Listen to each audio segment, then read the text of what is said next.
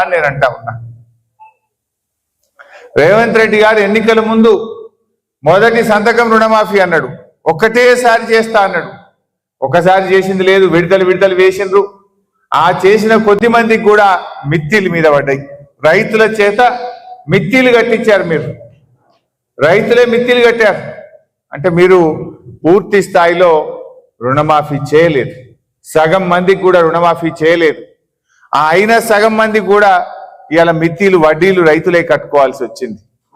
అంటే మొదటి రోజే మాఫీ చేస్తామన్నటువంటి రుణమాఫీ కాలేదు. మొదటి సంవత్సరంలోనే 2 లక్షల ఉద్యోగాలు ఇస్తామన్నారు. ఆ 2 లక్షల ఉద్యోగాలు రాలేదు. మొదటి రోజు మాఫీ చేస్తామన్న 2 లక్షల రుణమాఫీ కాలేదు. మొదటి సంవత్సరంలోనే 2 లక్షల ప్రభుత్వ ఉద్యోగాలని నిరుద్యోగ యువతను కూడా ఈ కాంగ్రెస్ ప్రభుత్వం మోసం చేసింది.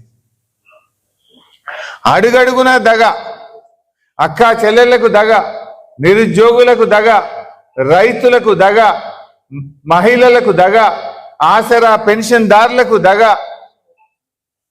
ఇలా అన్ని వర్గాలను కూడా కాంగ్రెస్ పార్టీ దారుణంగా మోసం చేసింది. ఇలా అసెంబ్లీలో మేము అడుగుతుంటే ప్రతిదాడులు చేస్తున్నారు తప్ప ఒక్క ప్రశ్నకు కూడా సమాధానం చేస్తలేరు.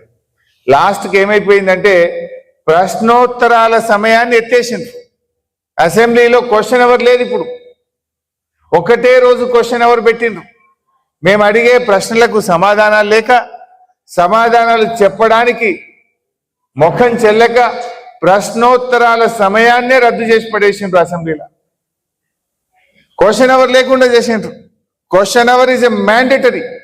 తప్పకుండా ప్రశ్నోత్తరాల సమయాన్ని ప్రతిరోజు పెట్టాలి.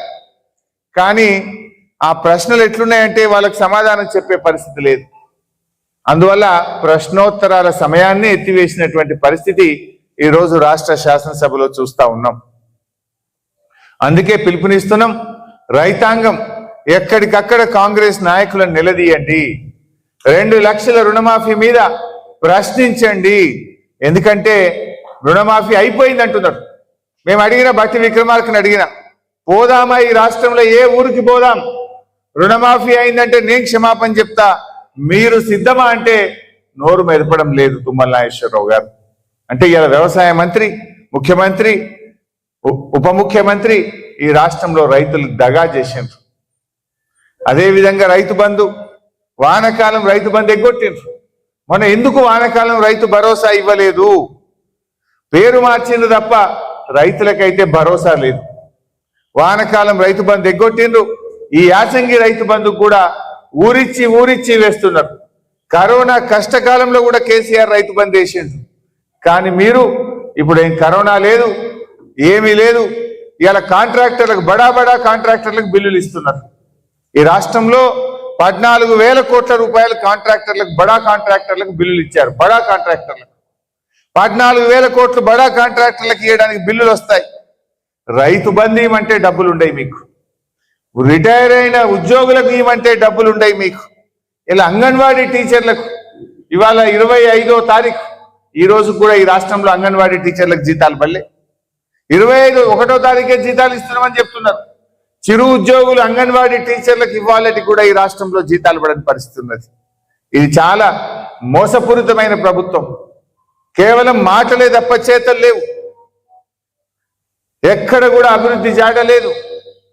పేదల విషయంలో, ఇలా రైతుల విషయంలో ఈ ప్రభుత్వం వెనక్కిపోతుంది. ఈ రాష్ట్రంలో డబ్బులు లేవు అని మాట్లాడుతున్నారు. డబ్బులు లేకపోతే 20,000 కోట్లతోని హెచ్ఎండిఏలో టెండర్లు ఎట్లా పిలుస్తున్నావు? 15,000 కోట్లతోని Hyderabad metro water works HMWS లో టెండర్లు ఎట్లా పిలుస్తున్నావు? 7,000 కోట్లతోని GHMCలో టెండర్లు ఎట్లా పిలుస్తున్నావు? నీ భూములున్న మీ అత్తగారింటికి ఆమన్గల్కు 5,000 కోట్ల రూపాయలతో 10 లైన్ రోడ్ ఎట్లా ఇస్తున్నావు? 10 లైన్స్ రోడ్ వేస్తుండే ఆమన్గల్కు, కల్వకుర్తికి. ఫ్యూచర్ సిటీ పేరు మీద 5,000 కోట్లతో రోడ్ వేస్తున్నావు. మరి మా నిరుద్యోగులకు నిరుద్యోగ భృతి ఇవ్వమంటే డబ్బులు లేవంటావు. రైతు బంధు అడిగితే డబ్బులు లేవంటావు.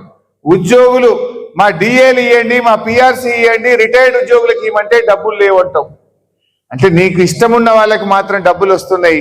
రైతులు అడిగితే, పేదలు అడిగితే, మహిళలు అడిగితే వాళ్ళకు మాత్రం డబ్బులు లేవని ఇలా ముఖం చాటేస్తున్నావు. ప్రజలు గమనిస్తున్నారు. నువ్వు 14,000 15,000